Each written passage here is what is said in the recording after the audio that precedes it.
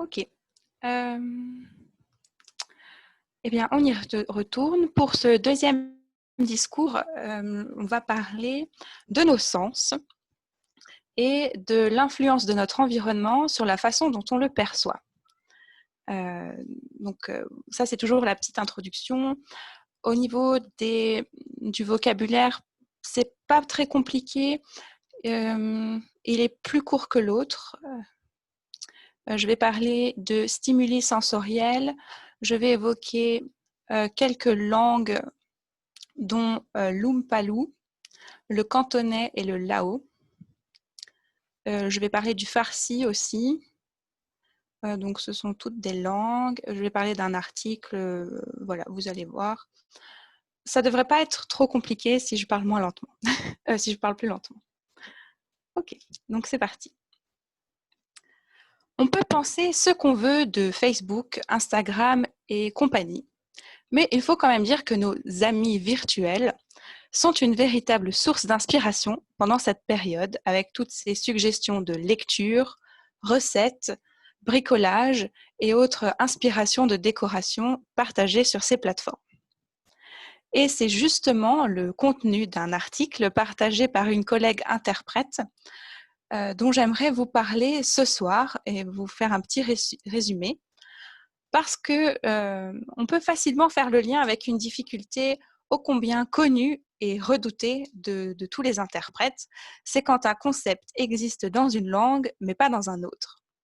Je pense qu'on a tous entendu parler du Schadenfreude pour ceux qui font de l'allemand, mais je suis certaine qu'il en existe dans toutes les langues du monde. Il s'agit donc d'un article publié sur le site de la BBC dans sa rubrique Future, et l'article s'intitule en anglais « How your language reflects the senses you use ». Et dans cet article, le journaliste explique en quoi notre culture, notre mode de vie, la communauté dans laquelle on a grandi, influencent le vocabulaire qu'on a à notre disposition pour décrire les sons, les goûts et les couleurs.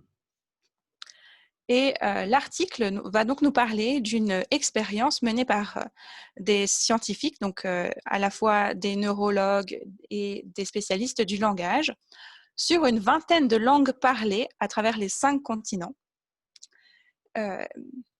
L'échantillon et les langues étudiées intégraient des langues qui étaient parlées donc, dans les grandes métropoles, notamment l'anglais, et des langues uniquement parlées dans des villages isolés, coupés de toute modernité, au fin fond de l'Australie, par exemple.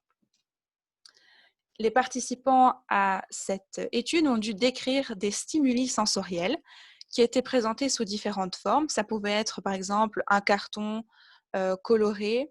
Ils avaient donc tout le nuancier d'une couleur qu'ils devaient essayer de décrire ou de nommer. Ça pouvait être un verre d'eau aromatisé, donc soit avec un peu d'amertume, une petite touche sucrée, etc. Ou alors des supports odorants.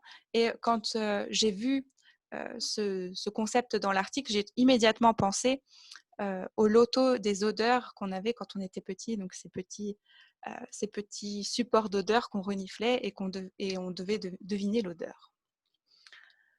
Les résultats de cette étude sont donc présentés dans cet article et j'ai trouvé ça absolument fascinant. Ainsi, des tout petits détails tels que la forme de notre maison, donc si on habite dans une maison ronde ou rectangulaire, a une influence sur notre facilité ou non à nommer les choses. Ainsi, l'anglais, et donc les anglophones d'une manière générale, disposent de toute une palette de termes et de concepts qui permettent de décrire les couleurs et les formes. À l'inverse, les locuteurs de l'Umpila, qui est une langue parlée par une centaine de personnes en Australie, c'est une communauté de chasseurs-cueilleurs, eux auront du mal à décrire les couleurs. Parce que dans cette langue, par exemple, il n'existe que 3 couleurs, donc 3 mots pour décrire les couleurs. Il n'existe que le rouge, le blanc et le noir. En revanche, ils excellent dans la description des odeurs. Et c'est une caractéristique qui se retrouve dans d'autres communautés de chasseurs-cueilleurs isolés. Alors, comment ceci s'explique-t-il ? Alors, une hypothèse serait que dans le monde plus occidental, on appréhende le monde avec ses yeux. tout est d'abord une expérience visuelle. Et c'est vrai que quand on y réfléchit, on mange avec ses yeux avant de manger avec sa langue, etc. Mais dans ces communautés qui vivent souvent en pleine nature, leur environnement sensoriel est principalement constitué d'odeurs. C'est une autre approche de leur environnement. Le sens du goût est assez fascinant aussi. Peut-être que vous l'aurez vous-même remarqué, mais c'est vrai qu'en dehors du sucré, salé, acide, amer, aigre et doux, on a finalement assez peu de mots pour décrire les goûts et les saveurs. À l'inverse, le farsi, le lao et le cantonais, eux, ont beaucoup de mots pour décrire ces mêmes saveurs. Pourquoi? Eh bien là, l'hypothèse, c'est que dans ces régions du monde et dans ces cultures, la cuisine est très importante. Et ce sont des cultures qui sont réputées pour proposer des mélanges de saveurs et d'épices très sophistiqués et délicats. Et donc, ils ont dû développer le vocabulaire pour pouvoir décrire ces saveurs. Justement, puisqu'on parle du goût, pour tester le vocabulaire autour de ce sens, les participants ont donc dû boire une eau à laquelle avait été ajoutée une petite touche d'amertume. Les chercheurs ont ensuite demandé aux participants de décrire ce goût.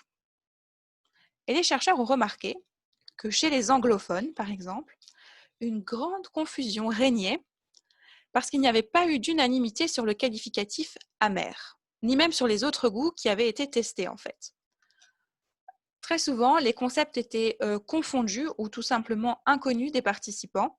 Et quand ils ne trouvaient pas le mot juste pour décrire le goût, ils utilisaient alors des comparatifs. C'est comme un fromage qui pue ou des choses comme ça. En revanche, chez les locuteurs d'autres langues,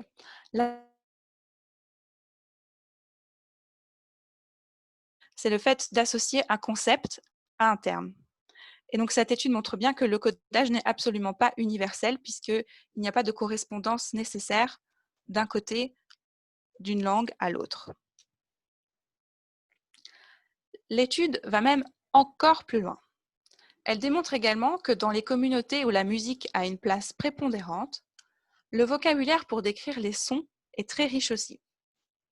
Et dans les communautés où on fait de la poterie, avec des dessins géométriques ou avec des motifs, il existe une richesse de termes pour décrire des formes angulaires.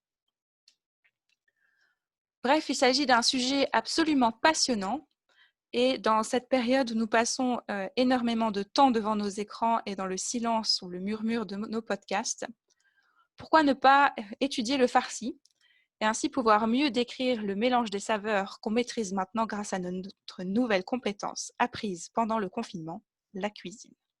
Merci de votre attention.